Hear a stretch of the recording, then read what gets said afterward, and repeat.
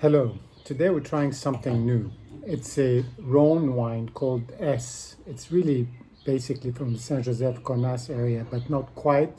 So you can't have the appellation, but it's S and for Syrah. And it's by a Japanese winemaker in France called Hirotake Ooka. And this is a very interesting story because he was a chemist studying chemistry in Japan, and he got interested in wine, so he traveled to France and fell in love with the Rhone winemaking area. And he tried very hard to work there. He tried to get a job at Allemand. He couldn't in the beginning. He worked for Grippa for a while. Then he ended up working for Allemand after all. And then he started making his own wine at the beginning of this century, in the early 2001, 2002, buying some of his own property and making his own wine. What's really unique about him is that he is totally natural, meaning he doesn't do anything. He picks up the grapes and he makes the wine. There's no filtration, no fining, no added sulfur dioxide, no intervention whatsoever. And so that kind of style may be attractive to some purists, but it could also have some surprises. So we'll see. First thing here, you see the bottle is pretty low. I don't know if that's part of how he does things.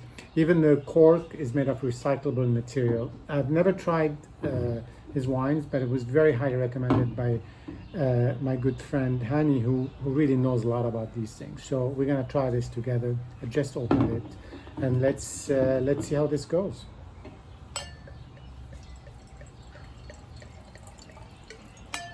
So the color is a little bit darker than a Saint Joseph. It's got that sort of typical Syrah purpleness, so to speak. It's not very high alcohol. It says 12% and not a lot of legs.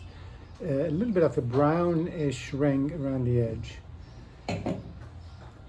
It's not very clear, which I guess it's due to the lack of filtration. I don't know that there's stuff necessarily in it, but it's kind of looks thick and engaging from that point of view, which again is what's appealing to some of the people who believe in this. The first bouquet is kind of a mix of mustiness, not very pleasant, but also really deep fruit. I don't know how to say that. Not sweet, not typical of the red fruits, but something sort of like coming. I don't know. It's very unique. It's very appealing because the mustiness really goes away very quickly. This is a 2012, so it should be ready right now, and it should be perfect. So let's just, as you aerate it, you get a little bit more of the menthol, really clear, sharp alcohol, but not overwhelming. The mustiness disappears, and it's just so, even though the color is not clear, the bouquet is just sharp as a razor. And you really want to just dig in and see what it tastes like. Let's see.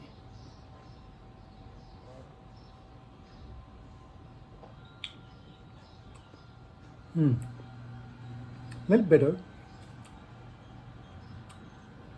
very bitter, actually very tannic. Some of that sour cherry taste. Again, I just opened this. This is really unfair. I'm gonna drink it over lunch, but I can tell that it's gonna need some food. It's pretty acidic, which is great because that's exactly the plan. And also, it's really going to open up because it's still acidic and tannic. It's got nice length. There's nothing wrong with it, but it really needs just more work. And I could have opened it earlier, but I wanted to share with you the first impressions.